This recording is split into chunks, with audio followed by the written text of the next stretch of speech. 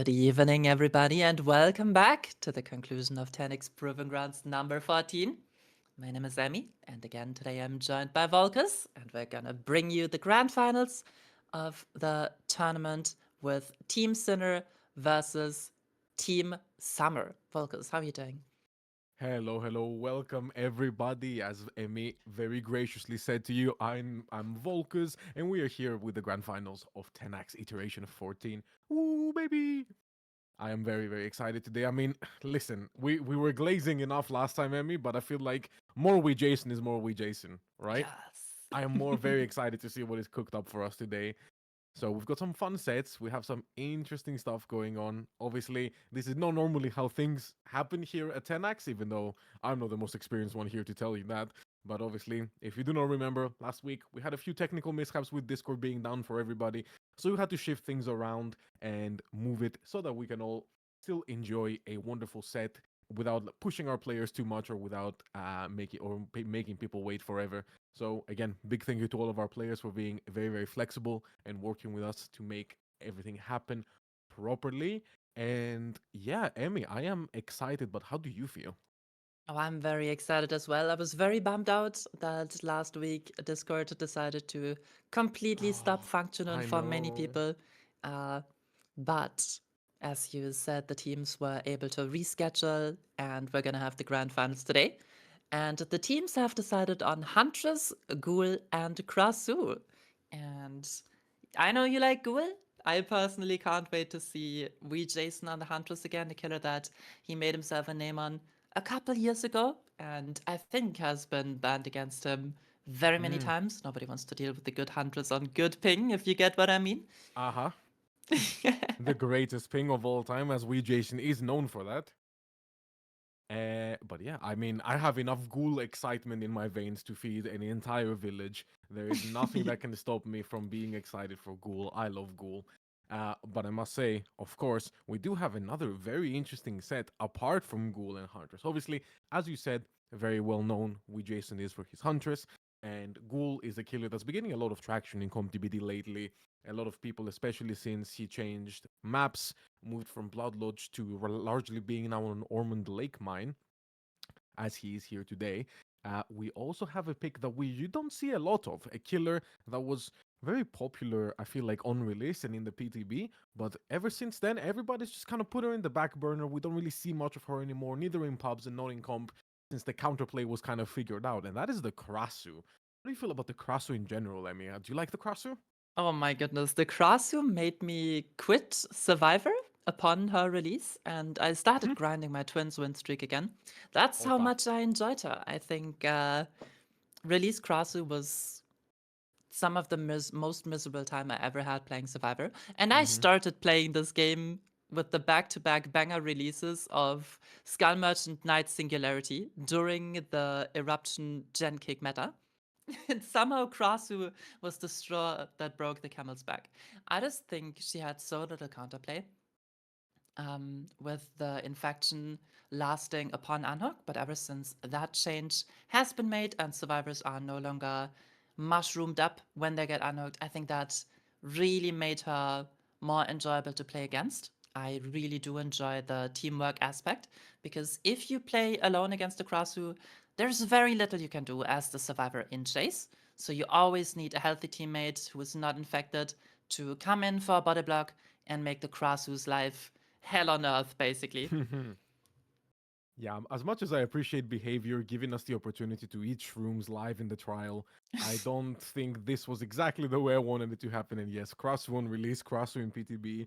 I remember looking at the PTB for that, trying it on, being very excited, streaming it, and looking at him going, this is absolutely ridiculous. What is this killer? Who allowed this? Who thought this was a good idea? The only part of it that I was happy about was that I could see there was a possibility for a few flicks and a few maybe little hug tech here and there. But on the second day, I was already fed up with this killer existing, and I wanted her gone. I wanted this reverted. I never wanted to see this killer again. But I am very pleased the changes that they made to her, and now she has become the latest almost, yeah, pretty much the latest addition to what in competitive Debadela we consider a coordination set, which, as Emi put, means that you do not really play solo against this killer. You need to coordinate with your team because in chase, the Krasu is a beast. There is not really much you can do. The gameplay loop of come to you in head form, go body form and infect you, maybe even tag you there because there's not much cooldown between the regurgitate and the M1 attack, and then go head form again and try to get you down is very, very, should I say, prominent. That is the playstyle. That is how you're supposed to play the Krasu. And the only thing you can do as a survivor really is to get one of your buddies off the gen, tell them, oi, come here, help me out. Take that tail whip, that intestinal whip attack, so that you can be just ever so slightly infected instead of me losing a health state. And you kind of have to play around that. And having said that, even though that does sound simple on paper, it is quite often not quite that simple to do. And I always like seeing top teams pull off crazy coordination plays. I think it's one of the most interesting parts of competitive Dead by Daylight to watch. So I will be very interested to see how both of these teams, if we manage to get to our tiebreaker, which I hope we do, Yes. both of these teams deal with it. I also think that the map selection against Krasu plays a big role here. We are playing her on Sanctum of Wrath, and those Yamaoka fillers, they're pretty short. I would say they're pretty unsafe. So Mm-hmm. Krasu gets a little bit more empowered through those, just being able to hug around those smaller rocks and getting the hit onto the survivors that way. And speaking of maps, what do you as a Ghoul enjoyer think about Ghoul having been shifted from Bloodlodge to Ormond Lake Mine? Because I have been Hmm. scrimming against a lot of Ghoul on Bloodlodge, and in my opinion, Bloodlodge can go both ways. You either get good fillers, and the Mm-hmm. Ghoul wastes an insane amount of time breaking every single one of them, or you're stuck with those really short trash fillers, and the Ghoul is gonna have a field day. I think okay, so you've picked up a very rantable. Oh, yo. So I'm gonna calm down. I'm gonna take a step back. I'm gonna take a deep breath. I'm gonna say I definitely think that the Ghoul should be on Ormond Lake Mine, and that Blood Lodge is not a map that should be for any killer. I don't think any killer, maybe Blight. If you want to put a killer, maybe Blight you can put on Blood Lodge. Billy on Blood Lodge still is a bit iffy, but look, Yeah. obviously they have a lot of experience on it, so you know the Billy players they can do their own. But yeah, Blood Lodge is definitely a map. It's a massive map, very huge in terms of distance. The main building is nothing interesting, but it's just a free balanced landing spot. Granted, the ghoul doesn't really care too much about balanced landing if you're decent on the ghoul mechanics, which you can definitely easily be decent enough to overcome balanced landing. But yes, the pallet situation can be absurd. That plus the possibility of getting two cranes, and as much as a lot of people don't quite of understand the ghoul at lower levels, at higher level DBD, where survivors know that essentially the ghoul gets a free tag and then is an M1 killer with a few extra little tricks, then it becomes a lot easier to figure out counterplay on strong pallets. There is not much that the ghoul can do to outplay many pallets, and especially now that they've introduced the revolt mechanic, they made it easier than ever to vault back into the ghoul, and now the ghoul can no longer damage you whatsoever after vaulting a window or a pallet while in the range state, or any state in that matter. I think it's Blood Lodge is it's old news. We don't need Blood Lodge. Blood Lodge can go away. Ormond Lake Mine is definitely where it's at. Although, do not underestimate Ormond Lake Mine and the things it can spawn. That main building is treacherous. Oh, I yeah. know if you want to watch, if you're a ghoul enjoyer and you want to see how to completely outplay Ormond Lake Mine as the ghoul, if you're having trouble on it, I know when I started screaming ghoul, I thought, wait, okay, it's better than Blood Lodge, but this map is still kind of difficult. Go watch any of Nightlight's recent Yeah. um, matches, scrims, officials on Ormond Lake Mine. You will 100% see that a lot of things are outplayable. Even main building palettes are also outplayable with the ghoul. And but yeah, I mean, wide open maps are always going to benefit the ghoul in a way. Blood Lodge falls into that category, but struggles in other aspects. And as we say that, we're gonna put the ghoul on the side. We're gonna put the ghoul on the back burner for a moment because we are getting ready to load into our Huntress game right now. Oh, I'm excited! Yes. I'm excited, Emmy. Huntress on Wrecker's Yard. We, Jason, will be killing fast for Team Sinners. And of course, Team Summer will be on the Survivor side. We did not talk much about Huntress Wrecker's Yard. I think What is there to this talk about? has been her go-to map for the longest time. I think there were some times when she was played on Dead Dog Saloon and Ratchet Shop as well, but Wrecker's Yard definitely the most common. You want to die far away from the basement, and that is going to be your game plan. Also, don't get sniped. Definitely. Huntress on the open maps. I mean, I feel like Huntress game plan can always be a bit sort of one-dimensional. You get a good hook position, and from there you go on to play that game and play for middle stage game. I don't really always expect Huntress to 4K unless we get a very good start. And the Really good survivors of pre-drop. Team Summer immediately seem to be spotting Hex Totem as well, so they have eyes on that. Great pre-job there from Fabian to avoid the first ever hatchet, and now we can get into a proper chase. We can assume that that Hex Totem is not going to last for very long if we Jason even wants to bother defending it at all. Yeah, we Jason choosing the Babushka as well as the green rarity wind up add-on, which means these hatches will be flying fast but not in rapid succession. So basically he can pull up the hatchet faster, but usually you pair it with the oak haft, which means you can pull up quicker in succession, which is not going to be the case here, as Fabian is doing really well so far.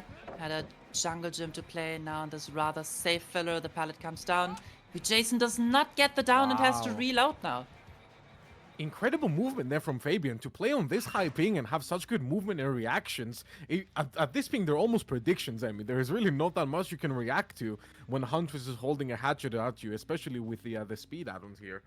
But Fabian putting on a masterclass of how to predict Huntress, how to move your hitbox around. But I believe, yes, there we go. Yeah, through a little bit of a sniper rifle shot through that boss pallet, we get our first down. But it is quite a late one by Yes, Huntress standards for sure. I would say this was an exceptional start for Team Summer. Had the down not been on the generator that was stacked by Ja and Wispy. So, had Fabian managed to die more towards the right side of the map, I would have given this a 9 out of 10. Ruin already cleansed, you get it down rather late into the trial. You're able to split 2 generators, but this way a lot of progress gets lost as Wispy is found in the shack, with Jason not able to get an injury, has to go for the M1 there. But this hook position is really good, interrupting the shack gen as well as the gen that had been stacked earlier at the same time. We Jason brought it back just by virtue of having agitation and a good hook position. That is definitely the case. As I was saying earlier, it's all about picking yourself a good hook and then you can play for a camp from there. Jen is going to fly by, but Jason is absolutely A-okay with that, knowing he's already taken a big chunk of progression out of this stacked generator, and obviously realizing that the survivors of Team Summer have indeed recuperated and split themselves up apart the map to get a better gen split going on. But now this is indeed a very strong hook, as not only is it between gens and on top of a progress gen, it kind of creates a 3-gen in and of its own, Emmy. Obviously, this map always spawns a generator in the shack, which is in the middle of the map, so that will in and of itself create many 3-gen positions, but here this definitely further reinforces it, as Jason is now securing the second stage, already secured, if I might say, and now can venture out a bit further, but indeed manages to not make this unhook free, tagging the BT onto Fabian. We cannot get 2-tapped here, Fabian. He does not get 2-tapped, but a great dodge. But yeah, with Jason predictably camps Fabian to stage 2, has to reload again because he was harassing Wispy off the generator. Now, can Fabian last? If this chase can last for a little while, Wispy is able to get reset as Fabian vaults into the killer. That is very unfortunate. Trying to get his Lithe off, but unable to do so. I guess he used Lithe earlier. That was just a bit of a gamble vault on ping. As we go into the 3v1 with 3 generators remaining and a very tight 3-gen. I would say this looks quite good for Jason. We're gonna need an individual pop-up chase from the survivors right now to bring this back for Team Summer. Definitely. If only Fabian had managed to do a little bit of a 180 and go die towards 4 in his first chase, this could have all really been avoided for Team Summer here. As now Jason gets eyes onto Wispy. The good thing for this about Team Summer is that they are going into the 3v1 fully healthy, so they're going to be able to buy some time here. They should be able to at least. But then again, this is Jason Huntress. Now we are talking about on ping, and Wispy now in chase on this little car pallet, pretty safe mostly against M1s, but here now Huntress can definitely make work of this. No, Wispy is being absolutely fearless, not waiting whatsoever, forcing the break to come out from Wee Jason, who does indeed choose to commit a bit further Wow. for the tag. Oh my god, the hatches are just not connecting now for Wee Jason, Emmy. Yeah, he's forced to break the pallet, forced to go for an M1. That is that pallet that got pre-dropped very, very early into the trial, as two survivors are just working away at the generators. The down onto Wispy finally comes through. Oh, I think that was a bit of an auto-aim to the pallet. I think Jason just wanted to pick up there. Loses some precious seconds and potentially two generators in the progress. Two separate gens. I believe Zafis will get interrupted here by this pain res. Yes, Ah, just super close. blink of an eye interruption there from Wee Jason. I'm sure he's happy about that. Gonna be able to take a little bit of a breather, not much though, just to reload and now go and interrupt this generator. Looking around for the rotate from Ja.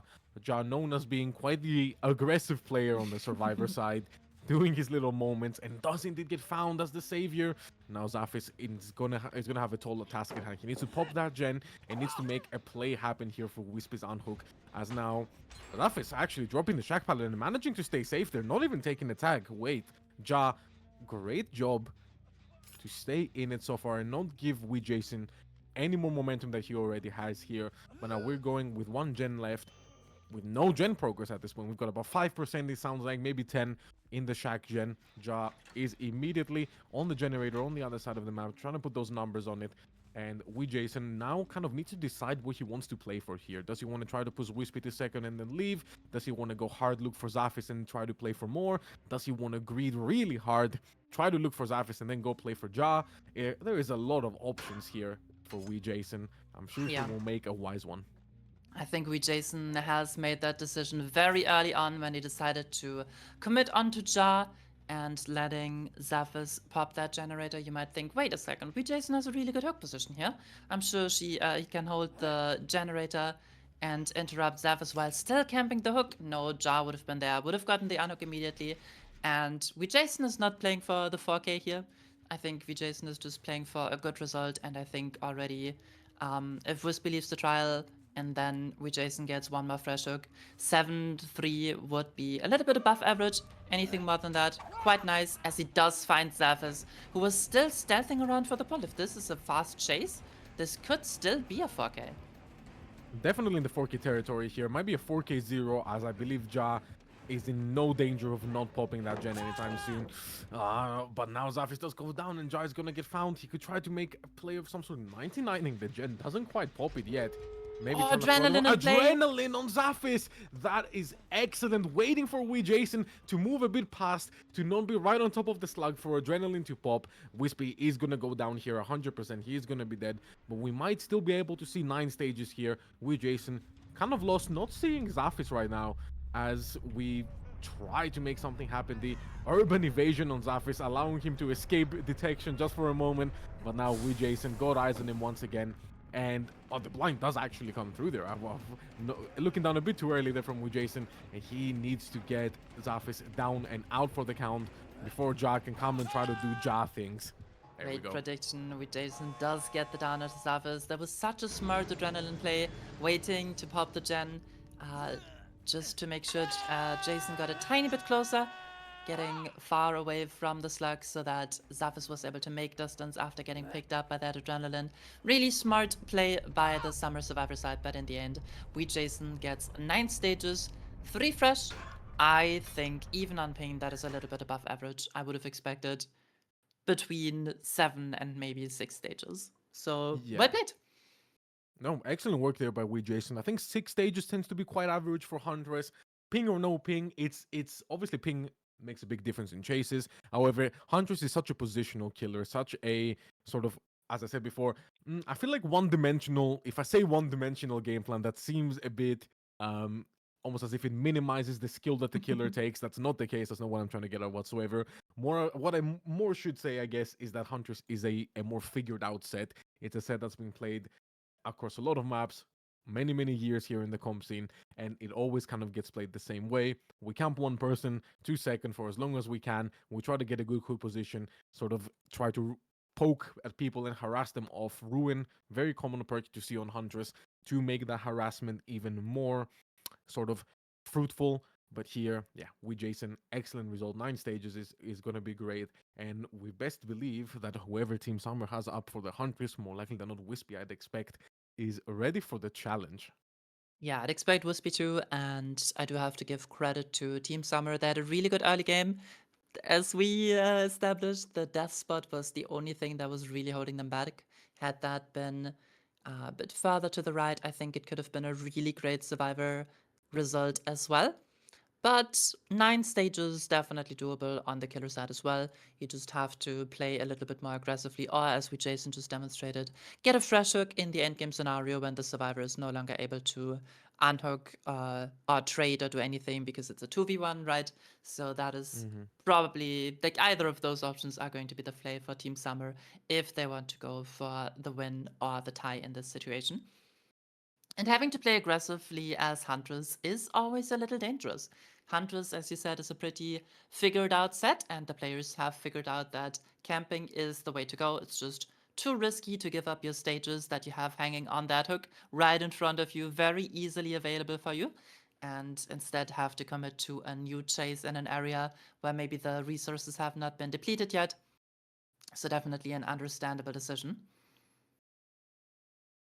Yeah, absolutely. And I think in general, Huntress, even though it is a figured out set, again, it takes a lot of skill, but on the survivor side, it's quite difficult. If you've ever screamed Huntress, if you've ever tried to deny a Huntress that good hook position, it's so hard to maneuver throughout the map while not having any how should I say, any stable objects to break line of sight to make sure you cannot get hit through that. And chase against a Huntress, it can be quite difficult, especially a good Huntress like both we, Jason, and Wispy are going to be. I think it can always get very, very difficult in that way. But that last match was a great showing. As much as my ladder players will all hate to hear this, that it's always not as much about how long you last in chase, but more about your positioning, your timing, where you die, how you do it. So hook position, very, very important, kids. Remember that. Stay in school. Remember your hook positions. As Yeah. I like now, to call it moth pathing when the survivor runs to moth the active pathing. gen and dies there. So you want to avoid that if you can. Don't get distracted by the pretty lights and the sparks of the generators. You want to die as far away as possible from the basement as well. But again, we have to point out that Fabian's first chase was really impressive, and I would say it is expected for Wispy to have a faster first chase, allowing him to potentially get the camp to stage 2 quicker or to start a new chase onto the survivors earlier than we Jason was able to. So that is, in my opinion, how Team Summer has to play this. Just get a good Hmm. first chase and play a little more aggressively after. Unless they can also get an incredible hook like Jason was able to. Yeah, no. If we see a basement, if I see a hill hook, I'm gonna be very upset. I'm gonna be very upset at Team Sinners here for repeating the mistakes of the fathers, essentially, and not having learned from what might have just happened. But I'm sure we will see none of that. I'm sure we'll see a great showing from both survivors and killer here as we get ready to load into our game. Wispy on the Huntress, and I feel like this is a killer we don't see him very much on. So again, not a killer that not as common of a set now in competitive Derbadele as it used to be. Now we've kind of ditched the Huntress in favor of other sets, and if we're gonna play range killers, we might be playing a bit, even a bit of Trickster. Ooh, especially now since the Oh, rework. Ooh, Trickster.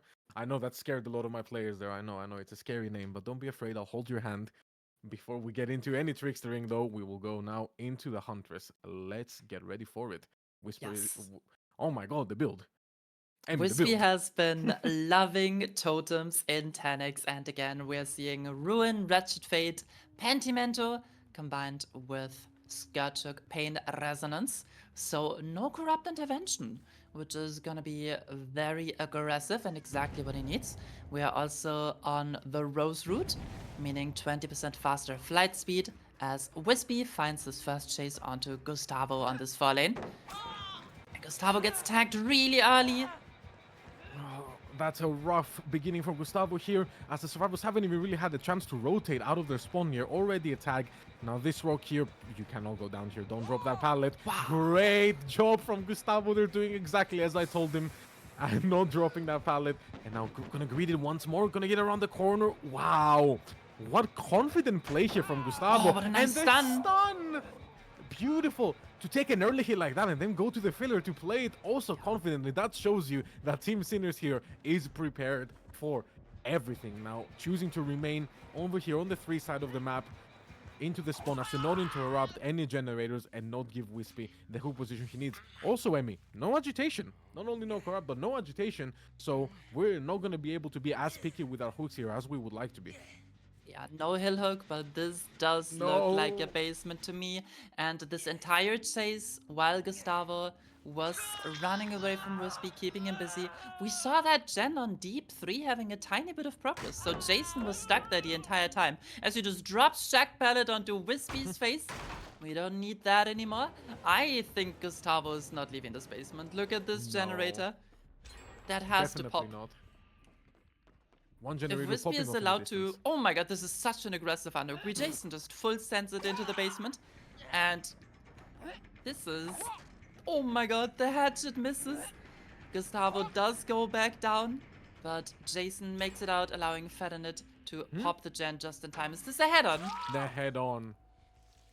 I was wondering if that was a corner take for a second. I'm like, no, surely you'll be able to hear him, but I didn't hear him, so I was like, oh, what is going on there? Iron Will does explain that, and Gustavo is going right back into the basement. A bit of time waste there, though, from Gustavo. Good idea.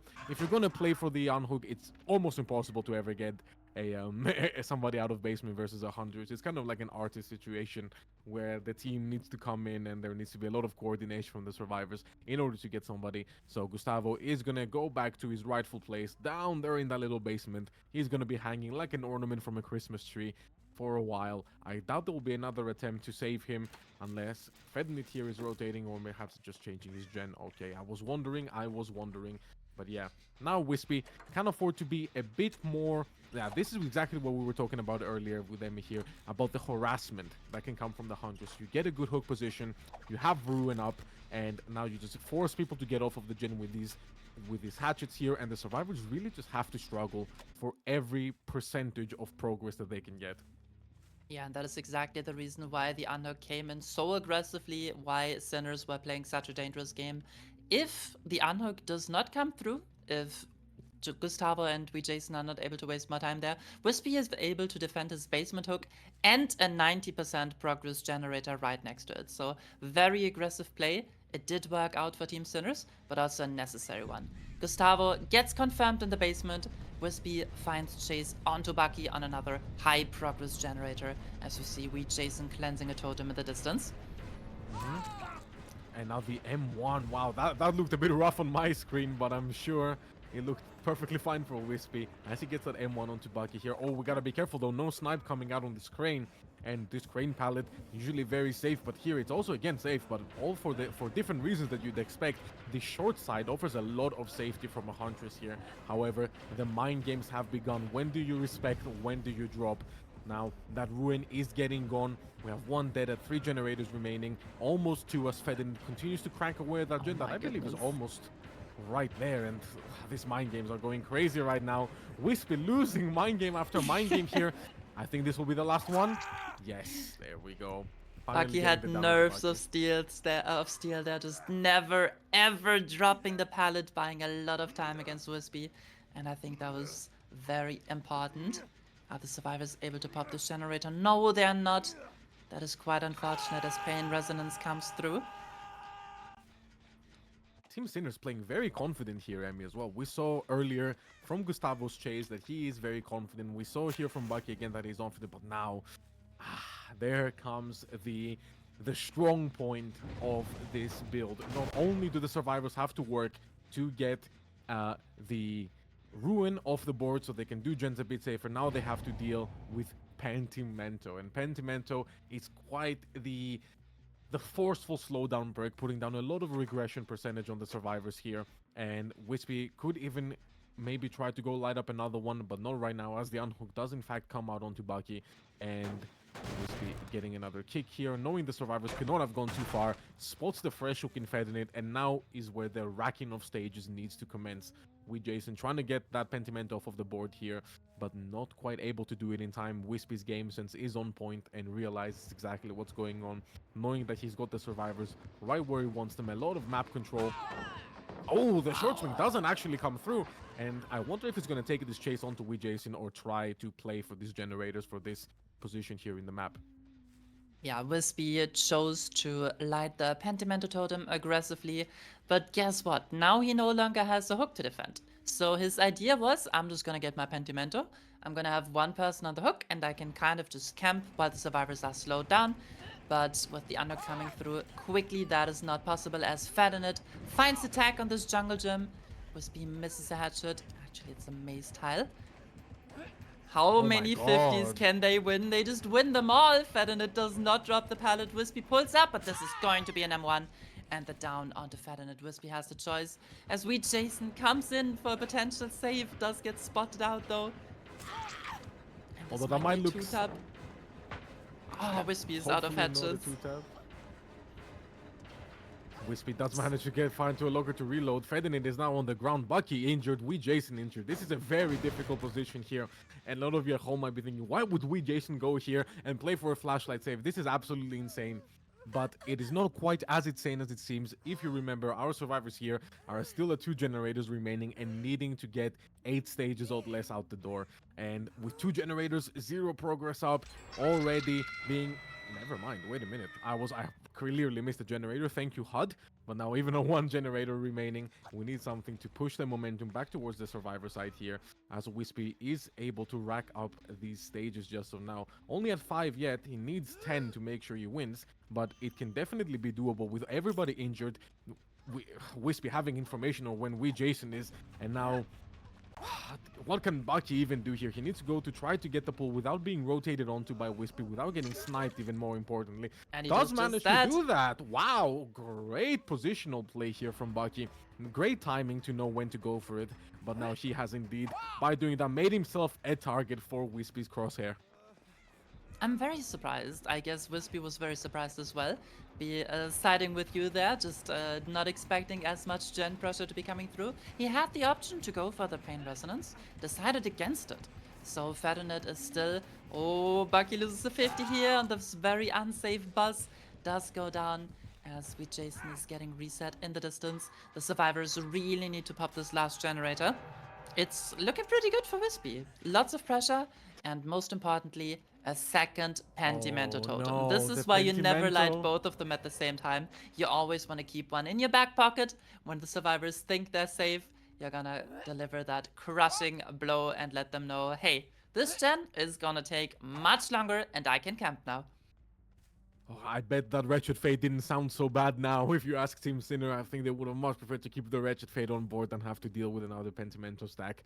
Unfortunately, that is not in the cards anymore, and this is quite the terrible position to be in, folks. If your team Sinners here, even though they've played so confidently, done a great job in chase, Wispy has just pulled out all the stops, and Fedinid might indeed be still sitting on that generator. It is, and it might even pop. However, now we can get the down onto Jason, who is going to be a fresh hook here. Can slug. Oh, we're just going to straight up take it. Is there perhaps a pain res nearby that Wispy wants to aim for? If he Not camps, quite this is a nearby. win. He can't. He can't. No? If he camps 1, 2, 3, 4, 5, 6, 7, 8, 9. That is 9 9, 4. stages Yeah, for no, fresh. that would be 9, 4. Yeah. Would be the win con for Wispy here, but Wispy decides to go all the way to the shack generator and kick it, as Jason gets unhooked in the distance. Very interesting play. I'm not sure if Wispy was aware of the stages he could accumulate just by camping out Jason there, because he still Quite had his greedy, no? Pentimento Totem. The reset comes through onto Jason. Yeah, I'm not sure if that was greed or miscalculation, or just not expecting Bucky to be in the position to unhook. Whatever it was, this is turning the game around for Team Sinners, and Wispy is committing onto Fedinit here. Such a dynamic game that Badella is. Of course, Fedinid could also die, and that would also be the win for Wispy here. If Fedinid manages to die all the way through, get hooked, and die on the same hook. Now, Jason does get found back in again, but he is healthy, so he should be able to take a hit.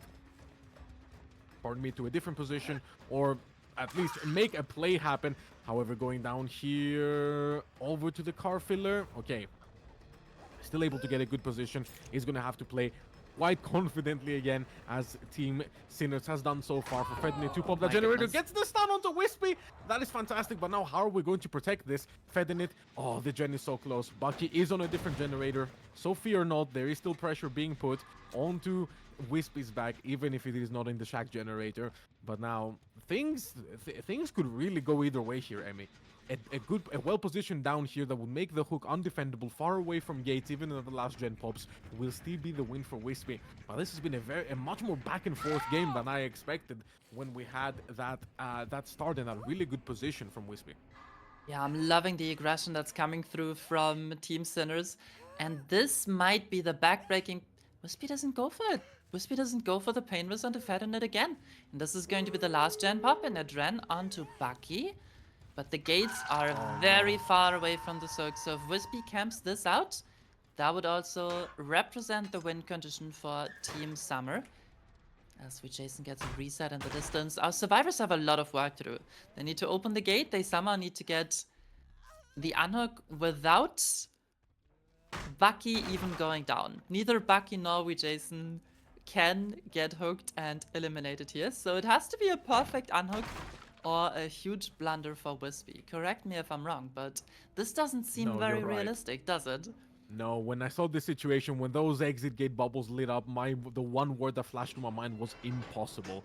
Yeah. Absolutely impossible. I do not foresee any way in which that they could be able to get this poll. However, they have to try. This is it. This They is do have to WinCon try. on the line. So no matter if they get 4K zeroed here, it does not matter. The probability of getting Fedinit off is worth it in and of itself. But now Fedinit is getting quite low, and not only can they not afford to give another stage, we're forgetting about the fact that Wispy might just pull off the classic Wispy tech of body blocking perfectly at the hook and not even go. Oh, Oh my god, what a snipe on Bucky! No, it's over. It's yeah, over. There is that decides absolutely it. nothing to be done now.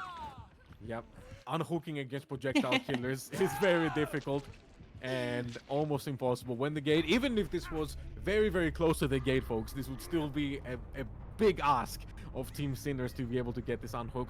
And that will be 1-0 to Team Summer. What an exciting, I never thought I'd say this, but what an exciting Huntress set, Emmy. How Yeah, back and forth, how dynamic. I was expecting a bit of a snooze fest. Forgive me for saying so. Our teams are incredible, but usually this set doesn't give us these opportunities. But that was a real treat. That was a real treat of a Huntress set. absolutely. It was looking really bad for Sinners initially with that early basement hook. Then their aggressive play got them into a better position. And as you said, it was just a back and forth. Totems getting cleansed, Pandimento getting lit up again, slowing down the survivors. Really fun and engaging. And yeah, much more entertaining than the usual just camp to second stage, find Mm-hmm. another fresh hook, camp to second stage, maybe find the person that tries to get for the unhook and trade and get your 7 stages that way. I want more of this. I hope both the killers and the survivors will be just as aggressive on the ghoul set. And ghoul definitely lends itself to aggressive and Oh yes. spectacular plays as well. It's so much fun what you can do with the Kagune Leap, especially on Oh, Ormond. don't get me started. Do not get me started. I think No. no, no. Oh, you have the biggest ghoul over EU here. Yeah, I did give myself that title, and you cannot take it away. But yeah, the ghoul is absolutely an incredible killer. Just so much mobility. It's quite hard. It's deceptively difficult to master the ghoul slingshot.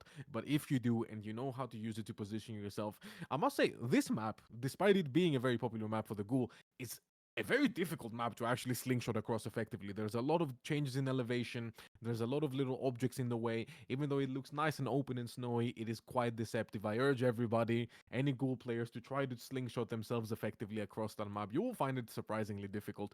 But yeah, a good ghoul can use that mobility to their advantage and really make a lot of great plays happen. Obviously, even though Ghoul has a very high tech ceiling and a very high skill ceiling, it's very unlikely that we will see anything like a cutoff or a prompt steal, maybe around the shack. But apart from that, it pretty much never happens. It's quite preventable if the survivors know what they are doing. And with Ghoul being so popular now in modern competitive Dead by Daylight, the survivors have had plenty of practice going up against this killer. However, that still doesn't mean that the ghoul cannot just be anywhere at once. You need to pre-leave the generators. You need to make sure that you know where the ghoul is at all times and realize that the ghoul's effective range is a lot bigger than it seems.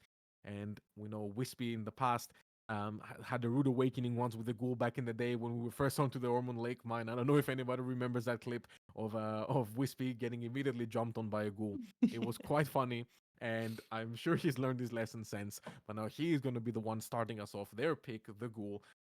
As we load in here, I am very excited. My favorite killer. What result would you expect on a map like this, on ping like this, with 4K teams like this? I for think sure. both teams are very, very competent on both survivor and killer side. Hmm. But especially with the hits coming through on ping, some of those definitely are gonna. Ghoul is a killer that I don't normally expect to 4K on this map on same ping. Definitely, I would expect 8 high stages, 8 to 10 stages maybe. But here, I am expecting to see a 4K I, as much as it can be difficult. I think having a good killer, being able to understand snowballing and the dynamics in general is very important. And we can actually see also that Centipede is an allowed add-on here in our balancing. So having Centipede on the roster, it essentially acts as a fifth perk almost. It acts like Bamboozle. So when you are enraged, you are able to vault a window and block it off from the survivor. The first bite with perfect timing coming out here, and also we can see another turn back the clock. So Wispy going for the full regression, not hoping to play any hexes, but also still opting for the safety of Corrupt that some killer players do not want to. Now, at the start, you can indeed apply this sort of hit and run playstyle of getting everybody injured. Ghoul has a very, very easy time with injuries, and you can be picky about which ace you take, but you do have to take one. Great pallet to get out of the way early here for Wispy, as he's going to choose to try to get away and find the most progressed generator, but it will unfortunately pop. And this could be a bad start depending on how this chase goes here, Remy. Yeah, it's looking like Wispy is in the position where he wants to be, right? He has 3 injuries, a 4th one right in front of him, and Gustavo, as he does not quite get the tag through the wall.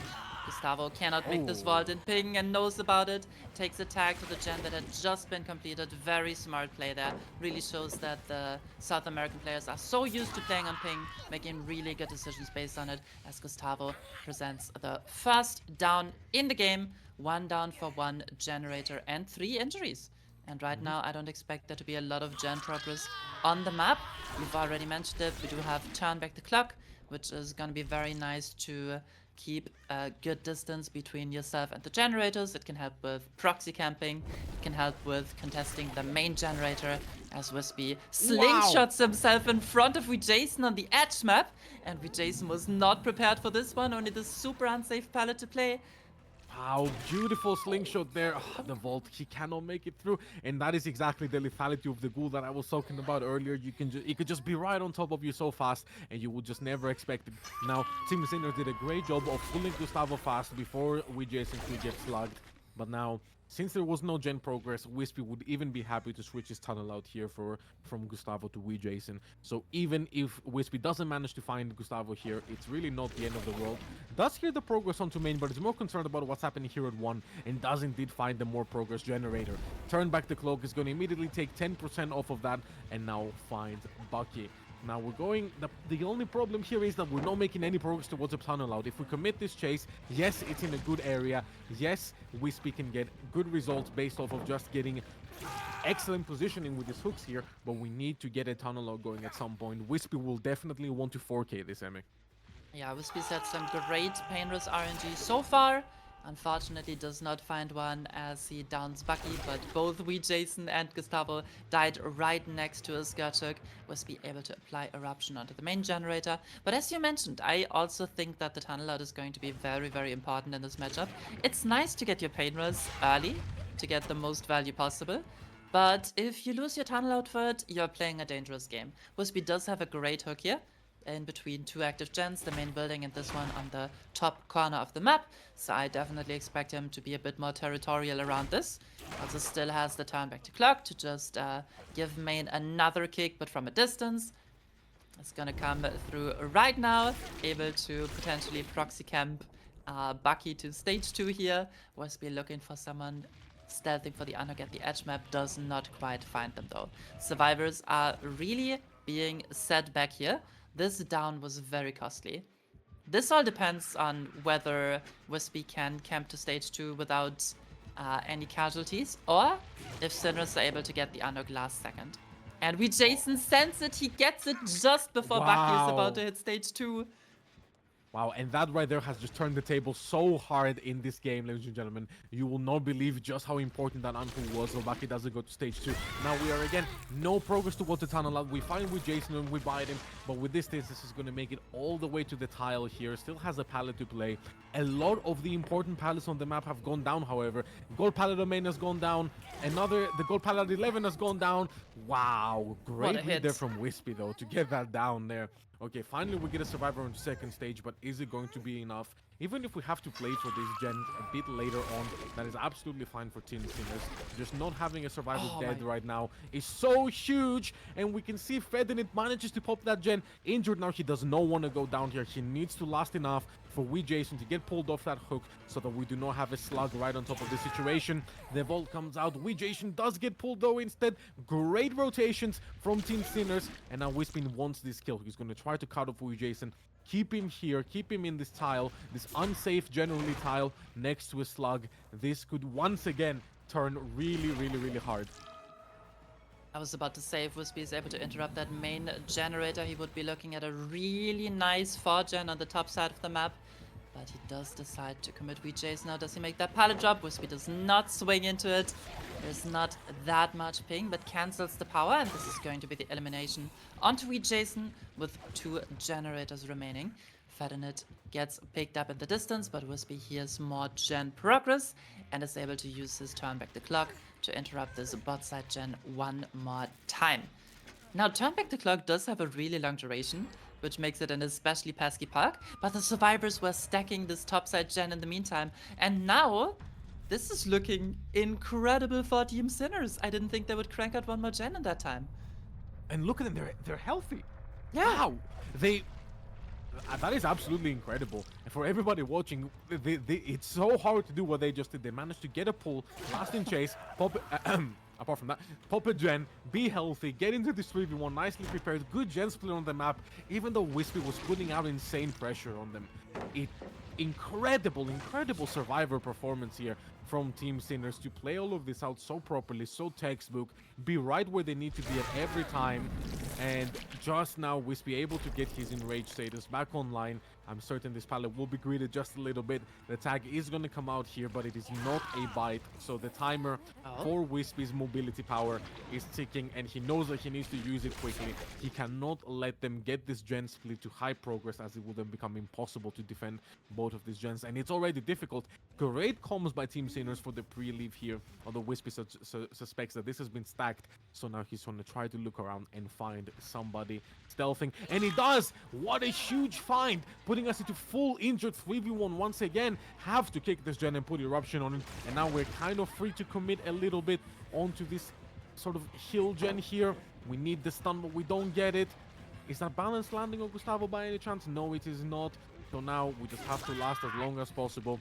It's not going to be too long, but Wispy will opt to slug this, of course, and get back to this gen here, wanting to stop this from popping, still wanting that 4k in mind. Well, the blast man comes through as Wispy finds a lot of progress onto this top mid generator. Has to slug now, definitely the right call. I think otherwise that gen would have easily popped.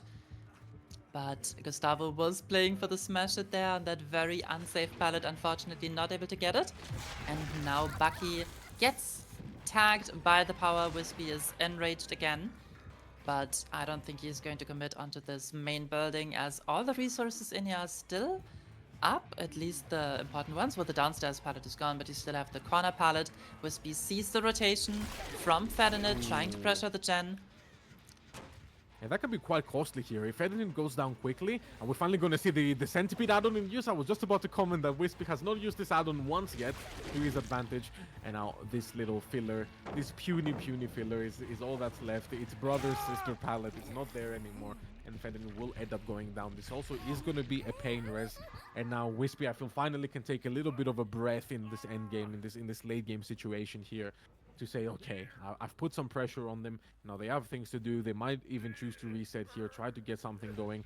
Even though the generator over at 7 here is quite a high progress, but Wispy will need to be catching him here. And Gustavo and Bucky here. Bucky immediately going for the pull, very fast, very efficient pull there. Are we gonna be able to last on this setup? We're gonna force Wispy to break it. Very safe pallets here, and oh my god, this is such high octane gameplay here. And Yeah. from one down to the other, it's hard to pick up in mind what each team wants to do. And but we can see that of course the slug is again going to come through. Wispy knowing that there is gen progress happening that needs to be stopped immediately, and Fedinit is splitting the other gen. Bucky does get picked, which will allow Gustavo to go back. But is this a pain res? Has Bucky's pain res not been used yet? Wow, another pain res. Wispy making full use of his loadout here to chip away at all of this progress. Another turn back the clock. So much value from turn back the clock. Yeah, it's so obnoxious, the ranged gen kick, and Sinners have been unhooking so aggressively, but Wispy has been ready for it as he is able to catch Bucky out of position and put him back on the hook now. Gustavo was also rotating for another fast unhook, but again, Wispy goes back after just kicking the gen with turn back the clock, no time wasted, and able to catch the survivors off guard. Fedinit has to force the locker. Does the pull come through in time? Gustavo a tiny bit slow in the rotation, was trying to work the generator. Wispy does not. He does have a hook nearby. Bucky gets unhooked, but this is looking like a 4K1 for Wispy here. Unless a Definitely miracle looks happens. like that. I mean, you never say never with Team Sinners. They've pulled off some incredible plays here today. And we do have the egg-size palette here, That's although so we're going to interesting. double back from it. Bucky Yeah. doesn't want to play it. Wow. Okay. You do you, This Bucky. was the second time that the Sinners survivors have decided against playing these upstairs main palette, avoiding the corner slash excise palette on the main building. I But the guess ping. it's because of ping, but Yes. usually the survivor side loves playing that palette. But again, we established it earlier. I don't think any team is as accustomed to ping as the South American teams are. They just have to deal with it most consistently and are very well prepared. Gustavo goes down, does buy a little bit of extra time in the corner, but this is not enough for the survivors to pop any generators, as their hopes are slowly dwindling. Wispy's build just has so much regression that is so hard to deal with in a 3v1. Fedinit is able to reset with a medkit that has been allowed. And Wispy finds Bucky injured on death hook on an unsafe pallet. And this is going to be it. It was a very interesting idea there from Bucky and Fedinit to try to reset. I would assume that they want to be stacking a gen, trying to get as much progress towards that 4K0 as they can. But I think they wanted to play a little bit more risky. Even though the resetting doesn't sound risky, it is kind of risky since they all know exactly where Wispy will want to head to try to interrupt the generator progress, and they were resetting by that progress generator. So I find that very interesting. Maybe even a positional misplay. I don't want to judge too harshly simply because I trust Team Sinners knows exactly what they are doing. However, now Ferdinand does get bit. Precious extra health state here, and he's going to need to last for quite a long time if we want Gustavo to pop another generator. The live on hand here takes it away. Centipede is going to be blocking that window, and Fedinit is running out of resources. The stun though, wait a minute, the stun does come out here. Precious time is going to be bought. Will Wispy choose to leave this? Will he realize that, you know, maybe I'm not playing this as safe as I should be? No, fakes it and slingshots right back on top of Fedinit here. Gonna fake that vault, I imagine, and yes, that is exactly how it goes. Fedinit goes down, and now just a matter of getting to Gustavo to secure the 4K1. Yeah, really well played by both sides in my opinion. I think especially Wee Jason's last second unhook was something that brought Sinners back quite a bit after explosive early game from Wispy, but in the end the tenacity of the killer player is coming through. Nice fake by Gustavo, wins the 50 on this drop pallet, but this is just for style points in the end. Cannot win another one. And as you said, Wispy takes home the 4K1. As you said, probably expected on ping, but still a very good and exciting performance from both sides. Most definitely. I mean, what I said it before in the Huntress, and I'll say it again. What a treat! What a treat! This summer versus Sinner's matchup has been absolutely incredible here, and we know that Wispy and we Jason have played against each other quite a lot in the past. They know what each other is capable of here, so you can tell that there is absolutely no underestimating going on from either side. They both know what each other is capable of, and they are playing their absolute hardest. Having said that, though, Sinners did indeed lose their own pick. Yeah. So Do you now, want to know how these two teams matched up the last time in most Tenax? certainly, tell me. So it was Team Reassure versus Team Ascent. So it's basically no, it was Team Reassure versus no, I think it was Ascent. So Wispy versus Jason matchup, and it was 3-0 for Team Ascent. And Oh. Jason will definitely want to not make today a repeat of that. Definitely wants to fight back. And I've seen Wee Jason be very creative on Ghoul. I think he's one of the few players who actually uses the iridescent add-on that nobody uses, the one that allows you to pallet break on the third instance of the Kagune Leap. You're joking. So Huh? he's used that in the past with Huh. varying amounts of success, one might has to say.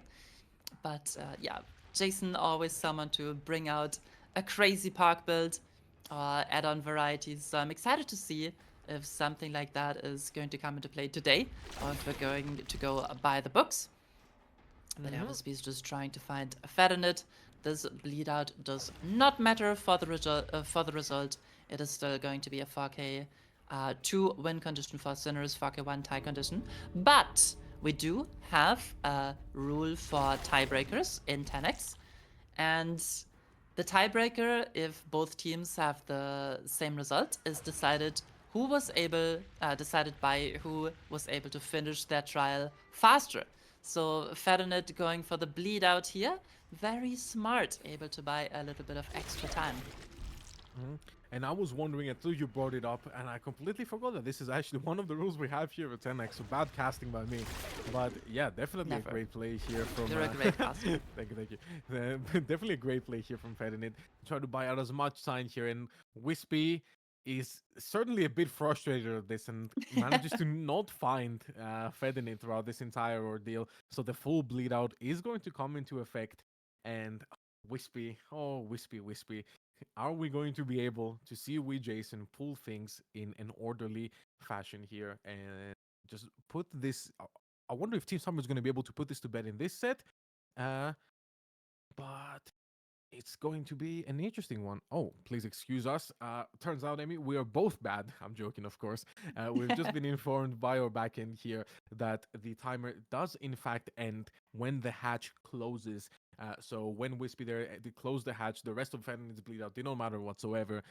That is, I'm assuming, a rule specifically to to Okay. stop this exact situation from coming through. And yes, I can confirm that now that from the point at which the survivors have no more possibility to escape, it is physically impossible for them to exit the trial via hatch or gate. Now then the timer stops. So Wispy does not have to worry about having wasted too much time looking for a slug that instead ended up bleeding out.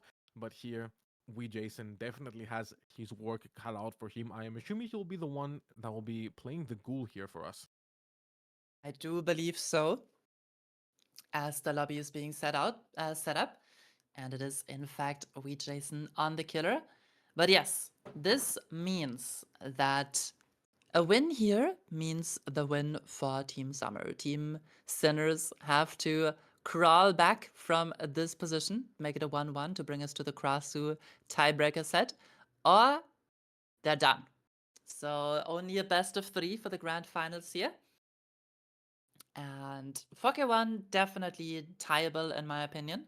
And if we Jason manages to have a really good start, I think a 4K2 on ping is possible as well. It's all gonna depend on survivor play. Are they able to stealth out early, not give as many tags as Team Cinders unfortunately were giving to we Jason, because to Wispy, who got 4 injuries very quickly into the trial and was able to convert those into very fast hooks as well. So I would say Wispy's early game has been really good. And we Jason just, in my opinion, can win this game if he goes for a faster tunnel out and instead of spreading injuries early, just commits to a very fast down, gets an early pain res, interrupts a stack gen possibly. That's his way to bringing us to the tie breaker. I'll be very curious to see, especially what build we Jason has planned out here for us today, especially after you mentioned that add-on.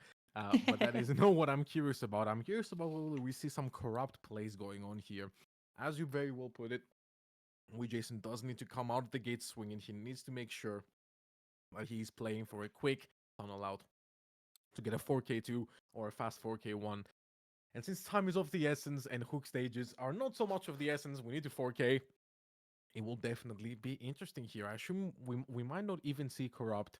Sometimes it's something a lot of players have been doing on this map that I am not 100% sold on, since this is quite a large map. Even though the ghoul can get a lot of mobility early on after the first bite, it is a large map here, and you definitely need to give it the respect it deserves. But a lot of much better ghoul players than me have been able to make it work in their favor. So again, I will be really excited to see how we Jason chooses to play this out. I also want to point out an interesting survivor build that we saw from the team center's side. We didn't have a lot of time to focus on their builds just because we tried to spectate the killer for most of the time. But they had a dedicated Gen Rush build using both teamwork perks from Dustin and 11, as well as friendly competition. So if Oh that build wow, is allowed to stack a generator, those gens might fly way quicker than you expect them to. I that is in really fact love the it build. when teams are on top of the meta and try to innovate and come up with the best strategies immediately when a new set of perks releases. And I feel like Sinners are always on top. There are some teams that will take their sweet time until they change anything. I do think a couple of Russian teams come in mind there when they just run what's tested and what works instead of Mhm. innovating, while other teams are always on the forefront of the meta, trying to get those little advantages by bringing perks and strategies that other teams have not played against yet. So seeing something like that always makes me very happy.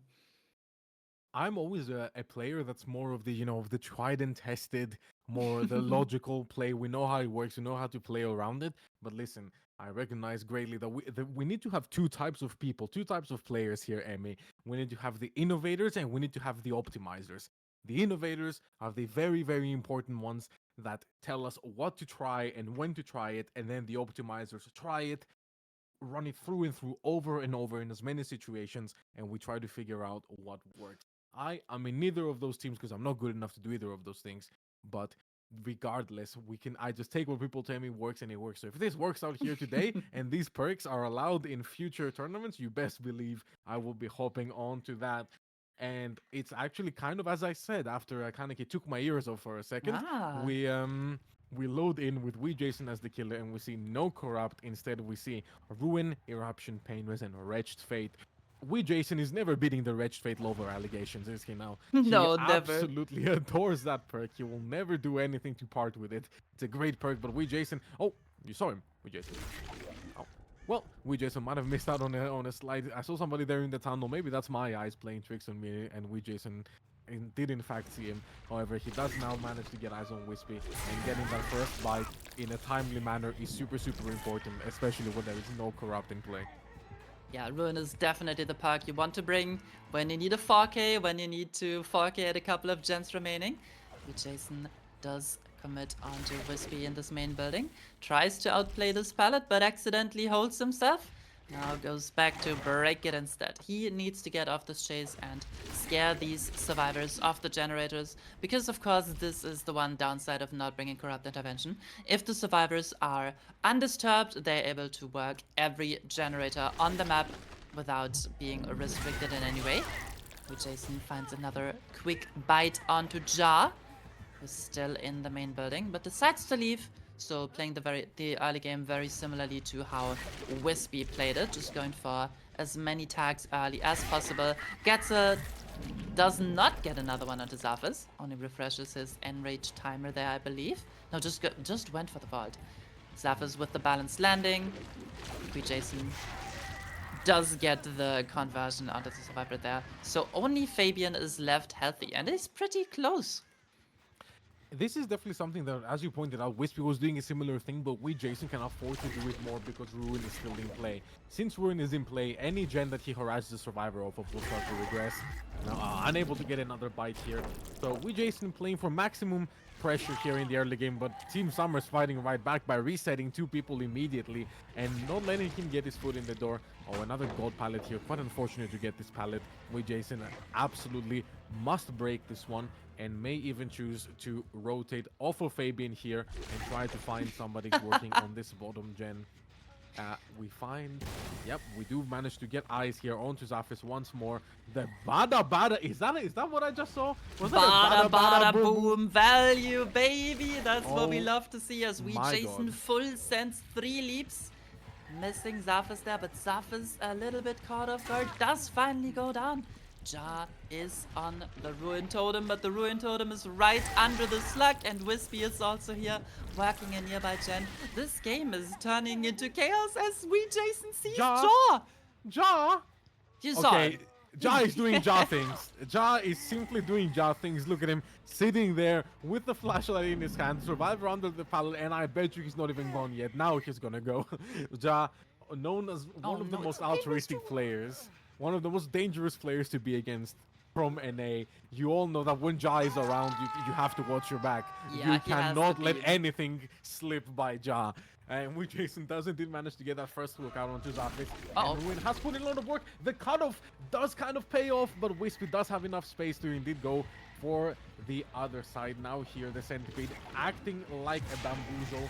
The bite does come out onto Wispy here, and we are definitely not going to be committing this. We're going to go back, try to catch off any rotate. We do find Jag going for it. He will be able to get it, but it will not be free for free at all, since now we can just hold both survivors here, and we are severely lacking in gen pressure. We only have one gen that's ready, barely ready to go here, and Ja goodness. down. Zaf is Look at hook this. stated. Wispy's there. This is so much snowball potential here. We Jason's going to try to stop that first gen from popping. I don't know if he's going to be able to. It's going to be very close. It's going to be so close. And Yeah, he he is. does get it. Wow. So we this has been Jason. a super chaotic early game, but this is exactly what we Jason wants. The survivors have not able to pop a single gen. They're all injured. Ruin is still up. It was still up while they reset as well. So, as you said, gen pressure just severely lacking, and the survivors are struggling right now to find their footing in this match. I think we Jason is fully in control, and not bringing corrupt intervention was definitely the right call here. Wretched Fate activates, slowing down Wispy's generator speed as well now. There is And a lot going on. I mean, Jason can just control the cross here, decide to slightly proxy camp Ja on the hook as the reset onto Fabian comes through with the med kit. But this is looking like a 4K at Gens remaining for sure. We Jason here has able to be put on a masterclass of an early game in terms of breaking up the survivor rotations, taking them out of position. The pull is going to come down here, but it is indeed a trade, which means that now we Jason is free to completely try to get ahead of Zaf. It's going of Ja, sorry. Gonna give him that bite to stop him from doing anything crazy with his BT out of position. Maybe even gonna leave him now. We taking up the hook onto Fabian. Okay, very similar thing from what we saw earlier from Wispy.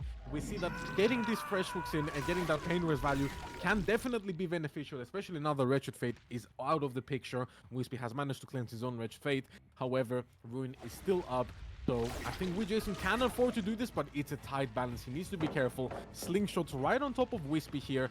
He's maybe even going to get his fourth fresh hook out. However, that is not what we need right now. We need to be making progress towards a tunnel out.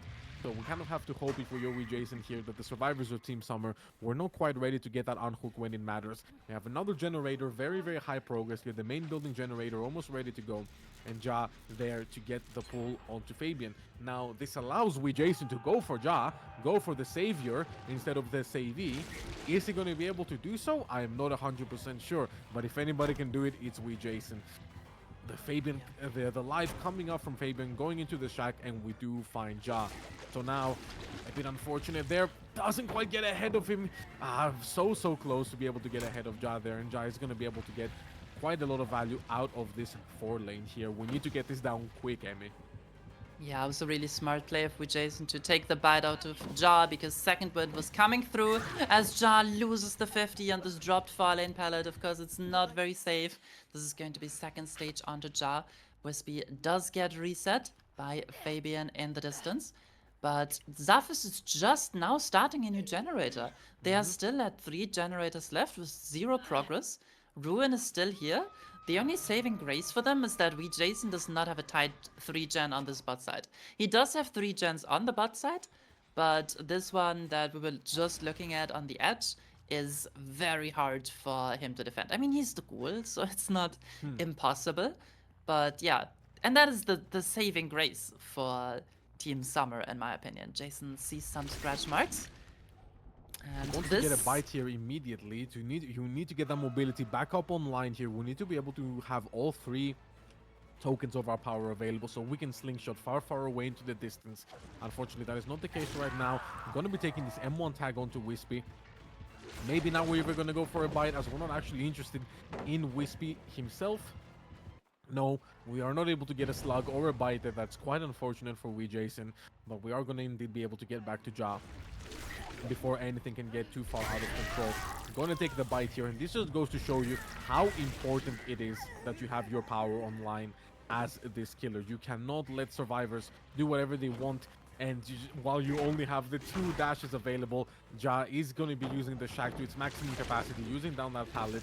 And now this filler does go into that window, but the centipede add-on has stopped it from being viable. And now it's just a matter of how many 50s can you win if a... Oh, wow. Great timing from Ja there to be able to rotate back into the window. And now it's time that we need to fork it. Jason really needs to put the pedal to the metal and try to get something out Oh, of the Ja. body block is here. No, but Fabian is here. Oh, this is looking quite perilous. We might even have to consider playing for this Tycoon here, Emmy. But no, we're leaving entirely. Going to catch the rotate onto Wispy. I understand, but I'm not sure if this is the play. Yeah, I think Jason was just letting the unhooks come through for free. He was in such a great position with the ruin still up, everybody injured, that he kind of overextended and just did not expect Team Summer to rotate for the pulse. And I feel like he gave up on a lot here. Now he just does have a slug onto Wispy, but Ja is back to healthy. Fabian is working a generator in the distance. This went from looking incredible to not so sure anymore as the pickup onto Wispy comes through. And Zaphis has made Wow. for this. The endurance hit and the 3% speed boost activate now. That is huge for Summer. But the down comes through again. Ruin Oh, and gets now the cleansed though. ruin. Yeah, the ruin coming out here. We do have eruption as the backup, and thankfully these gens have not taken any regression events apart from the pain reses that have been put onto them. So Jason can still drag this out a little bit, using his mobility to go through and apply eruption to all of these gens. However, it's going to be difficult here. We need to get another bite, ideally on Ja, but if I am Team Summer here, I am parking Ja on the furthest away generator from the action. I'm letting him do his thing, just telling him just don't get found. If they pop all generators here, they are going to be the winners of Tenax Iteration 14. So it's very important that Jason is not able to get his foot in the door here. Saying that, he does find Ja. Can he afford to take a bite and a commit, though? That is the question. Zaf is still injured, but he's going to have that borrow time, and the bite doesn't come through. What an annoying little pallet this is. And I'm sure Jason is feeling the frustration here of the risky play he made earlier not paying off. And now he is currently losing a lot of Oh momentum my as the goodness. gen is going to pop. And That's what I was tie gonna is the best mention. result. Jason has not seen Fabian in quite a while, just allowing him to work that gen uninterrupted. Balanced landing on Zaphis. Zaphis is on death here. Can he win this pallet? I don't think. Oh, Jar's there for the body block. Great altruistic play coming through from Team Summer. And Wispy's working a gen as well, so I'm not too sure. Does not Oh get the down no! onto Jar. Jar getting into check spot position with a little crouch there. Drops this very unsafe pallet and the down and the elimination come through onto Jar. What And can he's V going to pick him Jason right do in front here? of Fabian's face. He picks him right here, wants to get this now. I cannot afford to have any more of these 4 survivors malarkey here. So we need to get this gone and done. Oh, but he does find the stack generator. However, Wispy is getting more and more progress onto his generator. And we're now getting to the point here, Emmy, where even though these generators are not too far apart, the progress is just might just be a little bit too much. We're gonna get the slug here. If we get another, we need to rotate onto Wispy. We need to put this eruption on him. We need to rotate onto Wispy. Oh, it's quite greedy to not. We take the bite onto Zafis. But Wispy is chugging along on that gen with resilience. It's going fast. We Jason needs the 4K right now. It doesn't matter if Fabian gets picked up here. We need to get back to it. We need to make sure that it doesn't pop. We do get it before Wispy is able to put too much progress onto it. But is it gonna be enough? We Jason needs a miracle here to make it happen. Needs to win right now. Oh my god. Oh, doesn't get it down onto Wispy. Must be so patient on the pallet, doesn't decide to drop it, vaults the window, dies edge map, eruption comes through. Is this a Zafis pain risk? and Fabian are not stacking the gen right now. Jason does not have a pain risk hook available. That really pays out if you keep track of that, or if you have someone in your team keeping track for you. But of course, by eliminating Ja, that pain risk hook got temporarily destroyed. He finds the rotation onto Zafis. But Fabian Great is catch. working generators again. Balanced landing coming through. This is not going to be a trade, but Wispy greeting that pallet earlier means Zafis still has it available for the chase. And these seconds matter But he as gets it. Zafis gets down over the pallet. No, catching that rotation from Zafis was absolutely exactly what we Jason needed. There was no eruption on that generator, so that down had to be quick, and it wasn't it quick. And now Fabian comes down. That's a 4K one. The timer. Somebody tell me what was Oh the my time? goodness. We need It to- really is going to come down to the timer if we go to the Karasu tiebreaker or not. This Oh is my god. the... Nah, I guess when Zafis gets hooked, it's the point where survivors can no longer escape the trial. Yes, we need to hook Zafis right now. Absolutely impossible for him to escape, and then we can call the timer. Tell you what, just from my instincts, I have not been timing it myself, but I feel like Wispy was faster. I'm not sure. I'm not sure. Let's Oh see. my It's going to goodness. come down to the wire, and the results are in. We have Wispy got. Oh my god. Wispy got his 4K1 in 13 minutes and 41 seconds, and we Jason got his 4K1 at 13 minutes and 20 seconds. We are going to a tiebreaker, ladies and gentlemen. We're going to be seeing Krasu. Incredible plays from we Jason. Catching that rotate onto Zafis was, oh my god, that was so good, Emmy. I'm not over that. I don't think I will ever be over that. Sinners take that point, and we're going to go to the Krasu tiebreaker. We absolutely are. But I have to say, this was a bit of a missed opportunity. I feel like we Jason could have played for a really, really strong result here, just unfortunately not making the right calls in the mid game, don't get me wrong. Incredible decision making in the early game, great decision making in the late game, being able to get the tie instead of losing the game right there on the spot. So those worked out really, really well. But if you play an early game that well, that methodically, you have Ruin working in your favor, you have a great hook position, you have a pain res readily available, you're able to camp the survivor, and you don't go for it, you give away the unhooks for free and you don't get anything for it as a trade-off. I think I think this could have gone much worse for Team Summer. Definitely. I have to agree with you. As much as I love Wee Jason and I love what he did here, what he tried, he started off so strong, played around his perks so well, had good chases, pretty fast chases overall, got good resources out the way early. But yes, it was definitely a bit of nerves coming in the middle game, maybe getting a bit greedy here, trying to play around the ruin a bit too much, relying on things outside of his control instead of what he could control. Plenty of opportunities to get a swifter tunnel out and try to make it happen for him in his favor. Of course, he did end up getting what he needed in the end and winning that set, but that was due to Zafis's rotational mistake, and not, in fact, we Jason himself. Unfortunate when that happens. That I'm sure we Jason would have preferred to win from his own excellent decision making instead of Zafis making a poor positional play. But indeed, well, it is what happened. Definitely, both sides made mistakes that they're gonna learn from, that will not be repeated later. But it will be more than interesting to go now into the Krasu game. And if I am getting my information correct here, Emmy, Wispy purchased the Krasu 4 days ago. I mean, better late than never. We also saw that he was doing a bit of a Krasu win streak earlier, tying his own personal best of 4 wins in a row just before the start of the tournament. So I do think that Wispy is locked in and ready to put on a bit of a show for us here. Krasu, very rare pick in competitive. On paper, I think she is pretty simple Hmm. to understand. I think it really comes down to the use of the head form and how much time you spend in that. I'm not super familiar with Krasu terms, so please excuse me. The time you spend in that slide mode, because you obviously move very fast during that, but you lose the ability to attack survivors immediately.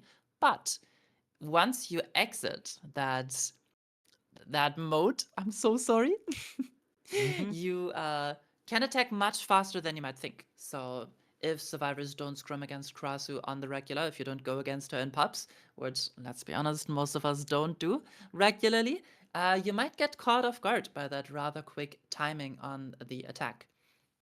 Yeah, definitely, and I'm sure our players are pretty stigmatized from the early Krasu days. But yes, Krasu has changed a lot. The game plan was figured out. I believe it was Team Invictus that initially really worked hard to try to figure out the counterplay to the killer the moment she came out. They were working at it pretty tirelessly, and they managed to, in fact, come up with a plan that kind of works. And just in general, coordination heavy set, very coordination heavy killer, has an in and out, definitely requires experience. Sometimes you do see her in a bit more meme oriented sets, maybe you'll see the game or something like that. But no, we definitely have a much more normal map set out here for her today. And I'm really looking forward to see what these teams are going to be able to pull off, considering, as we said, rare killer, rare set. Wispy hasn't got much experience in it. I don't know about Wee Jason. I don't know if he has the experience required to play her at the highest level of Krasu. But let's be honest, you don't need too much mechanical experience for the Krasu. Wee Jason's game sense and decision making alone should be more than enough to put him in the in a good spot play out this set, but I'm sure Team Summer is prepared and is not going to make it easy for him whatsoever. Yes, and I think for reference, the last time I saw Krasu, she was played on Thompson House. One of the teams, I think, got 4 stages to Fresh, and the other one got a 4K too. So Krasu really can go either way. You just need Hmm. to uh, keep resetting your altruistic survivors. You can't let a snowball. You need to be able to take those body blocks, be able to help out the survivor in chase. And if you fall behind on the resetting, if the Krasu is able to get more infections down, if you can't eat your mushrooms in time, that's how she can snowball.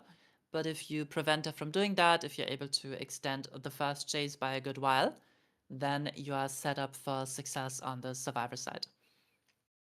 Hmm. Okay, that definitely makes a lot of sense. That definitely makes a lot of sense. Again, I have not really been paying attention to the cross dynamics myself. I, as we said, not the most common pick of all time, and definitely not as a grand final tiebreaker. I always like when there's this sort of out of left field picks that the teams sort of get to, and they're like, "Huh, okay."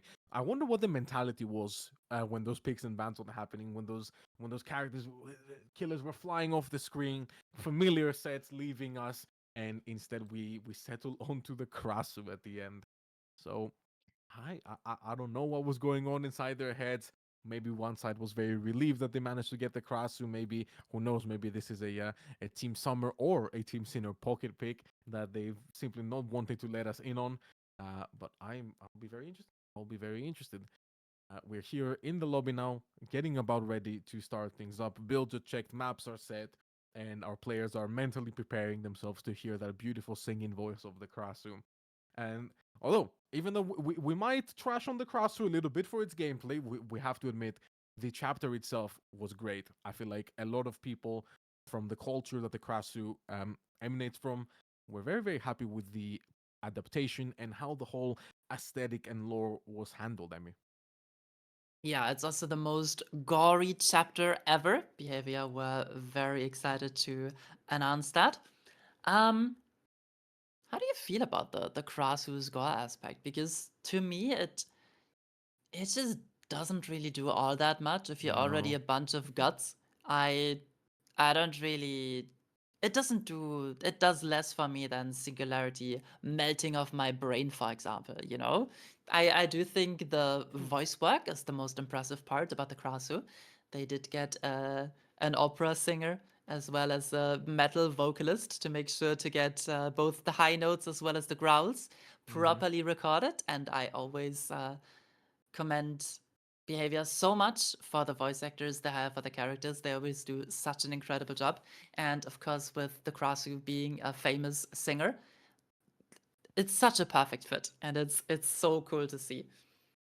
It's definitely. unfortunate that she's fallen a bit out of favor after terrorizing solo queue for such a long time, but hmm yeah, definitely a lot of effort worked into that. I also think her chase music is pretty great, but Oh, it's it's amazing. very loud.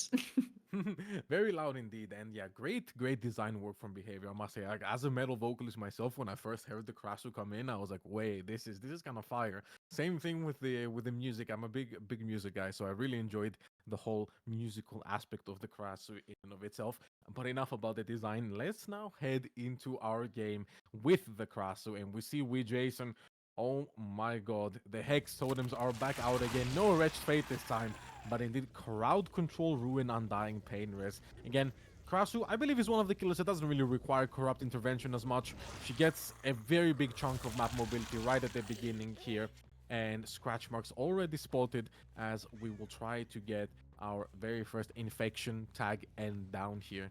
We finally no, we do spot Zaphis here, and we just now need to get a good regurgitate on him. I- I'm sure we Jason will be able to do so. Whoa, Oh, what the a juke! last second Whoa! dodge, but the M1 does come through. You can M1 super quickly after using your power. But if we Jason commits in head form onto this, I think that is a misplay because it would take 3 tags onto Zavis to get an injury here. So I think we Jason is forced to switch back into the body form as he does right now. This is already a pretty great chase from Zavis for Team Summer. Against the Krasu chases are not meant to last long at all. With Jason, unfortunately, not being able to get the Oh, splatter back here. Ja, Ja, why are we here, Ja? The Ja special, the Ja classic of being where she needs to be and also where she doesn't need to be at the same time. oh And no. now we might see the coordination come in, but now, even if they try to take hits for each other, now all we just needs to do is switch back to body form and get an infection or maybe even a tag straight down into either one of these survivors. No filler palette here is gonna spell the demise of Ja. One gen almost ready to go. So not a bad start at all. It looked a bit messy there towards the end of those chases, but pretty good start overall for Team Summer. The Krasu is supposed to get early downs, is supposed to get quick downs, and having a gen pop before it happens, before the Oh, it's first two two gens. gens. Wait, they were separate. Oh wow, two gens. Well, that makes it an incredible start for Team Summer. So now we Jason back into the head form, fully replenished on that dash, on the traversal ability, and is Oh gonna look no. for its next victim to sing them a sweet lullaby. Do you see that on the HUD? I think so. Wispy and Fabian were able to both pop a gen, and Zaphis is already reset within seconds, which tells us Zaphis was the medkit survivor and potentially had a healing perk as well. We Jason missing that spit ability, not being able to put Zaphis into the broken status effect, really costing him greatly there. We Jason does see a Wispy on the rotation, but it looks like we Jason just wants to go for a tunnel here. I don't think his gen setup on this side of the map is the greatest. No super tight 3 gen, I feel like but he feels like he's so far behind in the trial that he does have to camp this. But Wispy just manages to sneak right through, trades before second stage can get achieved. And as long as Ja is holding a mushroom, he cannot help with the flashlight.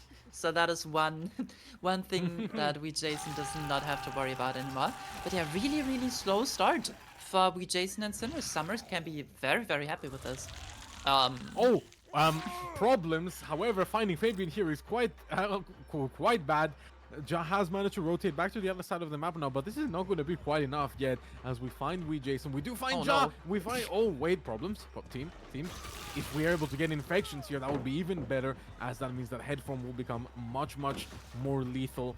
And we see that Ja is rotating so confidently for the unhook, but now is not the time. He's going to be able to get the M1 down here onto Ja, and that's going to be a second stage. Maybe Fabian is playing for this pallet save, but I severely doubt that he's going to be able to get anything to happen here. And okay, it was looking great for Team Summer, and then a bit of a misplay happened here, a bit of a miscommunication, the rotations sort of jumping into each other, all resulting from Fabian being found stealthing right there in the mid-map. Now, I feel like in general, this map usually favors killers with high mobility with the gens it spawns, and the tiles kind of being more more towards the edges of the map. The main building in and of itself isn't even really a main building of sorts. It offers little to no safety for survivors here. So a map that you really can play around and make it very difficult for survivors if you have a mobility ability like the Krasu does. And we're going to be able to get a tag. Are we going to see our first whip of the trial? Yes, we... Oh no, Jason misses it. Now, wait a minute.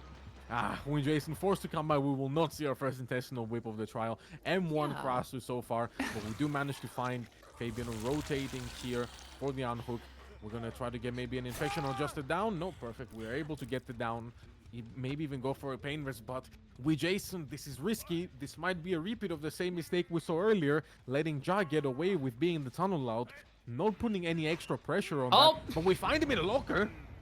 What? Okay, I have no clue what is happening anymore. Inner It feels strength? like No, that wasn't.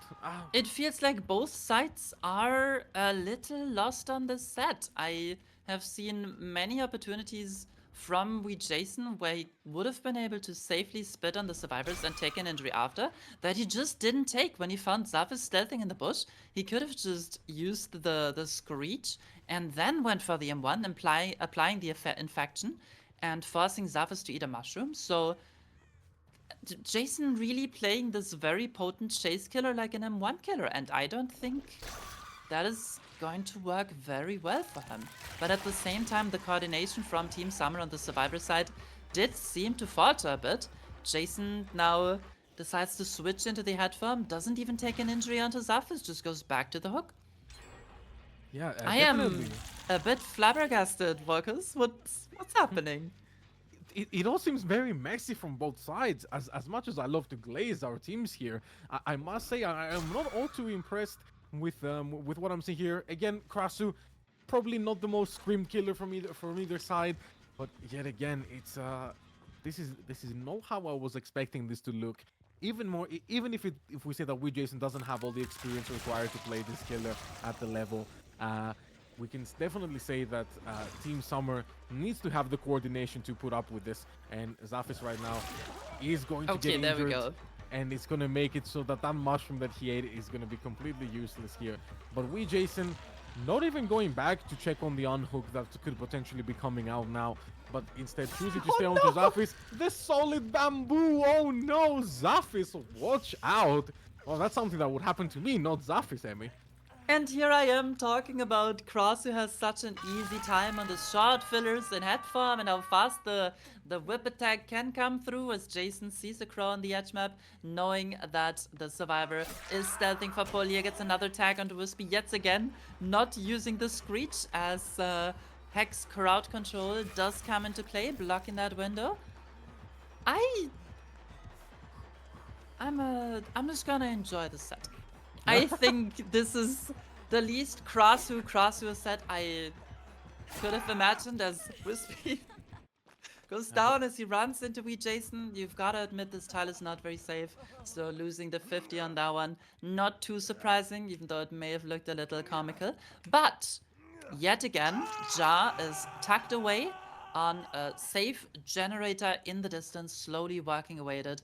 And Wee Jason is not able to pursue a tunnel out. Fabian second hook, Wispy second hook, Ja second hook. That's a lot of stages coming through, but no elimination yet. Yeah, It's as you say, Amy. I feel like this entire time we should have been making progress towards the tunnel out, and having 7 stages on the board already with nobody dead is something that we Jason cannot be pleased with here. Simply because no matter what happens, if all of these chases have been put towards use on the tunnel out, we will definitely be in a comfortable 4K situation. Even if we're not the masters of Krasu, just the mobility that this killer gives on this map should definitely be enough to ensure a 4K if we have a survivor dead at 3 or maybe even 2 generators. But now we're at 1 generator and we're not even trying. We, Jason, not even trying to regurgitate and use one of the strongest chase abilities in the game. Instead, playing 50s on the maze tile here, he's gonna be winning them and getting Fabia down and dead. But now the pull has come through, the reset is coming through. Ja is healing and gonna get healed by Wispy.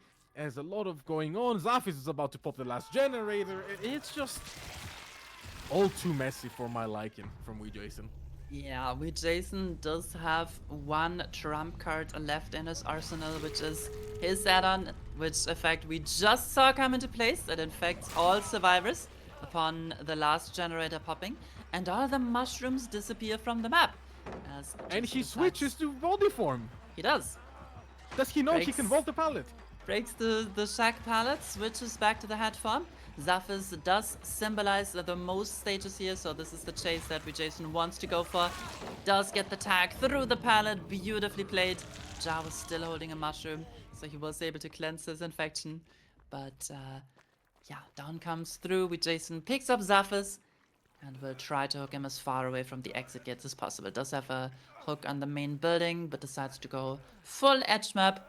Are the survivors happy with this result? They should be. I fully believe they should be on cross ping.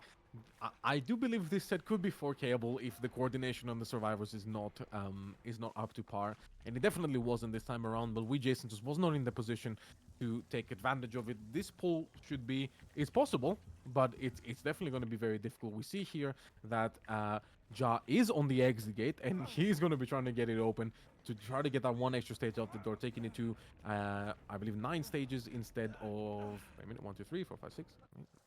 Oh, never mind then. 10 stages instead of the 11 stages that could have been. No, wait a minute, I'm miscounting somehow. Never mind me. Yep, no, It definitely would be miscounting. it would be 10 if It would Zaphis be 10 dies for on 10 this if one. Zafis dies here. Yep, definitely miscounting on my end. So we want to put it down to 9 stages. However, it's going to be difficult. Neither of them infected. It's definitely doable. We just need to not get body blocked here. Any successful 2-man save of any sort will do it. And unfortunately, the body block is unable to come through. But however, we could my still goodness. try to head from away. He Cut can't them off injure from the them. tile. He can't, He but he can can't switch injure them back. now. The Switch body back. block in head form has to switch back to Krasu mode. Heal tech comes through and the survivors make it out with 9 stages for fresh. Oh, Krasu said so messy that it made me forget how to count. Excellent, excellent stuff to be able to get that end game save there and not worry too much about what the about what we Jason could do on the Krasu there. And I'm at a bit of a loss for words. I did expect slightly bit more. I did expect slightly bit more. However, let's not count Wispy out. He is again quite new on this killer. So let's see what he can make happen on this next game. Again, I don't want to discredit our players in any way. These players have proven themselves time and time over and over and over again to be among the best in their regions, right? Both on the killer and the survivor side. Both Wispy and Jason being heralded as some of the best killers this game has ever had. Not just region based, but globally. So I'm gonna I'm gonna cut them some slack, but I think I was watching Nightlight last week on the Krasu, and it just looked a little different. Maybe this is how Krasu is meant to be played. Maybe this is the Maybe. innovation we were talking about, but definitely some things that made me think that these teams definitely don't have as much practice on this killer as they do on some of the other ones, which is fine, right? You have so many tournaments to prepare for all of the time, so many picks you want to be proficient on, and some of them just have higher priority than such a niche killer as Krasu. Yeah, there is also the aspect that it might be the case that I am just wrong and Krasu is just not meant to 4K. Maybe this is an incredible Krasu result on this map. I am very starved of all Krasu content. I won't say that I've watched too many Krasu sets. I've never watched one on this map before. I'm trying to take what I know about Dead by Daylight, about this map, about the killer, and apply that logic here. I might definitely be wrong, and we, Jason, maybe have just pulled off the craziest Krasu result on this map possible. We will see. Again, I think it's a really good result. I just think we could have gotten there in a different way. Yeah, no, it definitely could. I feel like maybe we Jason. It looked to me almost like we Jason might have been playing for a safe result for stages from the start, and then didn't realize quite in time that he had the momentum. He had to be able to 4K because he definitely had the momentum. I don't think there's any denying that he had the momentum to be able to 4K. Maybe just realizing it a bit too late, and that could have cost him. But regardless, we do have Wispy getting ready on the cross. So we're not quite loaded in quite yet, but our survivors are getting ready. Our killer is getting ready. We're going to try to figure out what the heck is going to be going on here with the day 4 Krasu Wispy to combat the M1 We Jason Krasu. Definitely exciting times here. I mean, Yeah, I definitely think that we Jason expected all of the generators to pop. Otherwise, he wouldn't have brought the Spattered Handkerchief add-on, and he was able to get good value from that add-on in the end, right? Getting another down onto Zaphis, who thought that he was safe, working a generator with adrenaline and without being infected, and then getting a bit caught off guard by the infection, leading to more stages for we Jason than Team Summer may have expected. Let's see if Wispy is going to play for the 4K or 4K1 right away. He does need 10 stages for fresh for the win here. I mean, you're always going to have 4 fresh if you have 10 stages, but has to be, has to be. excuse me. Don't be like me now. We need to remember how to count. Math Yes. education is very important, even though I'm not the greatest advocate for it today. We need to remember how to count, kids. If you're gonna be a competitive Dead by Daylight player, first things first, you need to know how to count. I know this might be very upsetting to hear for the English lovers out there, for the literature lovers out there. But however, being able to count, especially to 12 in all of the possible variations, will be will be integral to your success in this aspect of gameplay. And yeah, I mean, I feel like we've said a lot that needs to be said. I wish I somehow could download like thousands of games of Krasu onto my brain so I could better explain to everybody here how this set is supposed to be played, what you want to do as the Krasu, and what you want to do against it. But unfortunately, that knowledge is knowledge that I don't think anybody has. Honestly, let's be real. I don't think anybody has it. No, nobody has done too much work on the Krasu. But again, very interesting. Always love to see top players get out of the comfort zone and play for something that was how should I say? Oh, something that is not as popular, but something that people would still be interested in seeing. Yeah, we're also getting reminded that the last time we've seen Krasu in Tenax was when we did a showcase on the week of her release. Back then, we put her on Suffocation Pit and brought a bit of an S tier killer balancing for her, which I think was the safe thing to do. I remember a David piloted by Krogmu completely popping off in a smash it chase against her. And ever since, the killer has not been picked. And outside of 10x, I've also only seen her once in competitive play, which was last week. So, really, a pick that is not very popular with the teams, with the players. So, yeah, either the scrims just aren't fun, or people have decided that it's not worth it for them to scrim it because it gets banned all the time because people just respect it, right? They're just like, oh, what if the other team secretly practiced Krasu, but we didn't? So we've got to get it out of the way. Well, we're making you play it. As Well, we're loading into the lobby, okay, Jason was Prestige 7 on Krasu, and Wispy is Prestige 4. That means Jason wins, right? by default, I think we might as well just not even play the game out. Let's just give we Jason the grand finals win. We're of course joking. We're gonna be playing the game out, and Wispy is gonna go for a bit of the same game plan again. That Pentiment or Red Trade Ruin combo is gonna be putting in work as Wispy seems to love it. And let's see how well that Krasu has been practiced here. Missing the first regurgitate, Ooh, but hitting the second one right over the rock, actually. That was quite a good one. And immediately, we're already looking that's at a what I'm better talking Krasu. about. That's how you do it with Jason. You go into the form. Of course, now she can afford to switch back to break this pallet, even though she can vault over it. The pallet window combo from that orientation is definitely no one that you want to try to outplay. The hit tanker is Okay. here. Oh, beautiful. And he's going to take the instant M1 onto Gustavo. That is one of the changes that they never ended up really making to the Krasu, being able to M1 straight after a regurgitate. And this pallet standoff is looking to be quite the standoff here. The Wild West, a gen popping already, stacking a first gen. Interesting Oh, play the here light from the comes through. survivor side.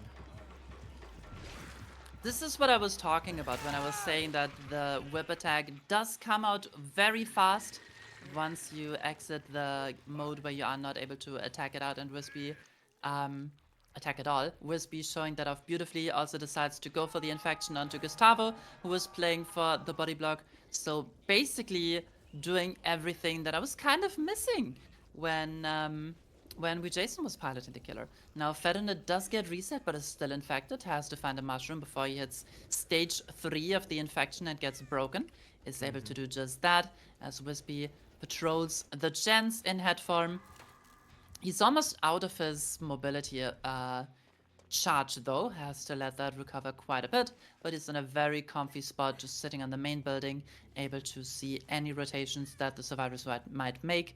And with that first generator popping also means that Wretched Fate has been introduced to the trial, as we're seeing the exact same build on Wispy that he previously brought on the Huntress as well. So Wispy thinks that this is the best you can bring in Tenax, and he's been bringing it on many killers. We've seen it on Demo, we've seen it on Huntress, now we see it on Krasu. And Oh, but Gusta makes his way into the basement, Wispy attempting the body block. well, but look at these body blocks. Incredible body blocks here from Wispy. Normally, I'd say that this is impossible to guarantee second stage of Gustavo just by body blocking the basement stairs so well. But Wispy showing us why the body block on the hook is called the Wispy Tech. Oh. And, never mind then. But another set of body blocks are going to be trying to come out here. Maybe take that down onto Gusta and still get Oh, the no. body block, the Wispy Tech. Now this spells trouble for Team Sinners. Really big trouble here. Wow, what incredible body blocks by Wispy. He's not letting up and manages to pull out the entire BT timer on Gustavo. Now with two survivors coming into the basement, another generator has popped. But can you ask for a more advantageous position here? If you're Wispy, you are very, very happy with the result from that. Incredibly well played. Great movement from Wispy to be able to keep both of survivors at bay. But now we see that yes, this is Bucky that has managed to rotate down the map and get near the shack. Have we lost our Gustavo here? Yeah, No, we do Gustavo find him in the was corner. able to crawl quite a bit. Wispy Not even not able tenacity there. to put him down in the basement just yet. As Wispy does see Bucky on the rotation. And only Fedonid, who is afflicted by Wretched Fate, is the one survivor that is currently on gen duty. Wispy has this game firmly in his grasp. He's able to infect Bucky, and this should be a very fast tag coming through, as Fedonid has to rotate cross map to get the pickup onto Gustavo and maybe the unhook onto Gusta in the basement. This is looking really bad for Sinners. Yeah, Fedonid is right here, but it might all just be a little too late. Bucky could not afford to give that tag. The pickup does come out onto Gustavo here, but again, everybody is now injured. Gustavo still has that hook stage in him. Gustav does go second stage in the basement. Fedonid does get Wow. infected. What a shot! Wow, That what was an really incredible beautiful. shot. Incredible. Really, really well played. Very fast aim there from Wispy, being able to do this and get that infection going. We're going to see a down onto Gustavo here, attempting the little flick around the corner.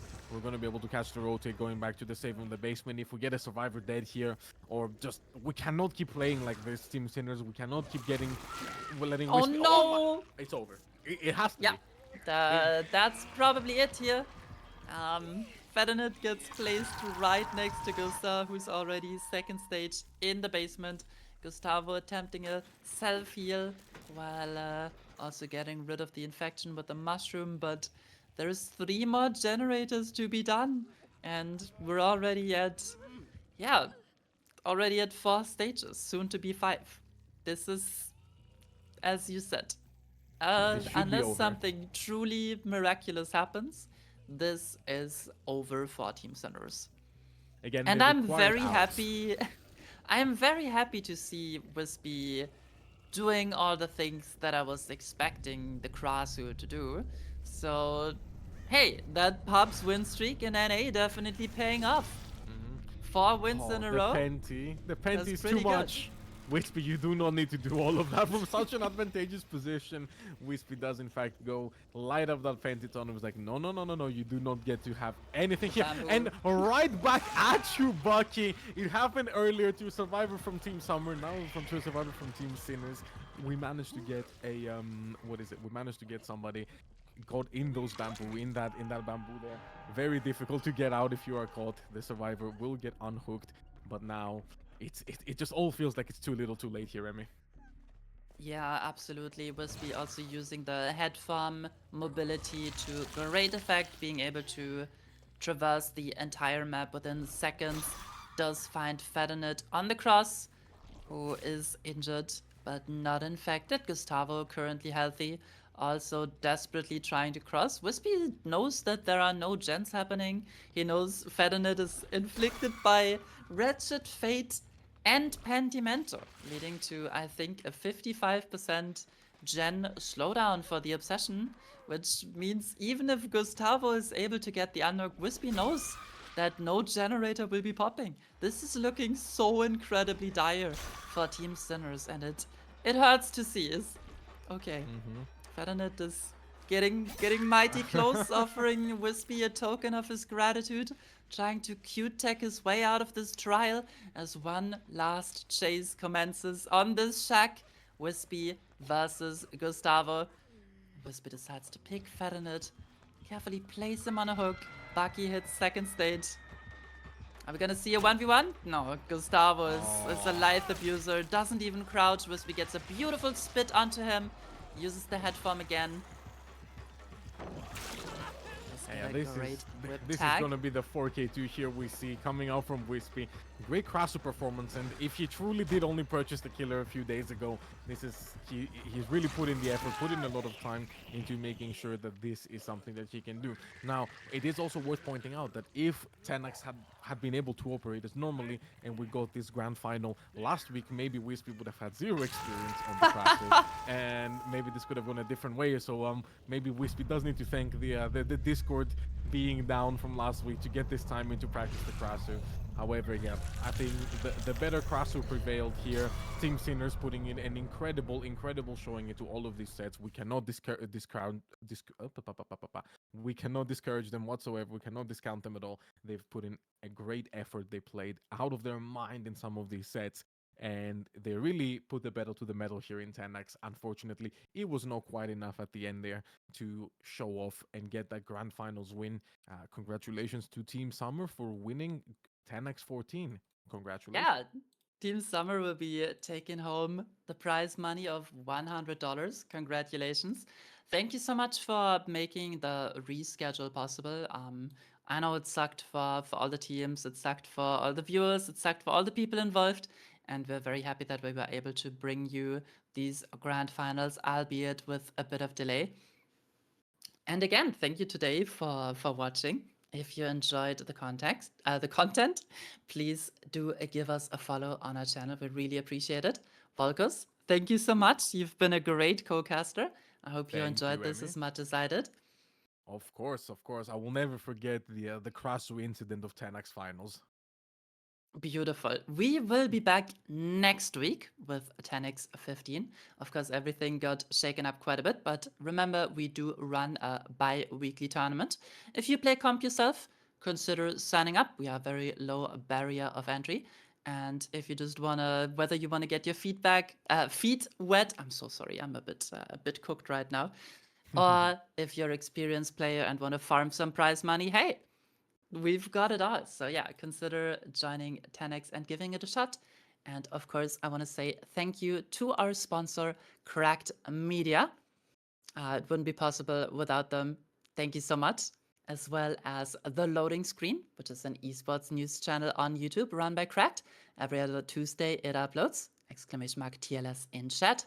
XP Share, which is a gaming live podcast on Sundays on all audio platforms and YouTube. Exclamation mark XP Share. And the tournament VOD will also be published on Correct Media's YouTube channel. So be sure to subscribe there as well. Exclamation mark YouTube. Thank you all so much for hanging out with us today, for watching these grand finals. Have a wonderful rest of your day.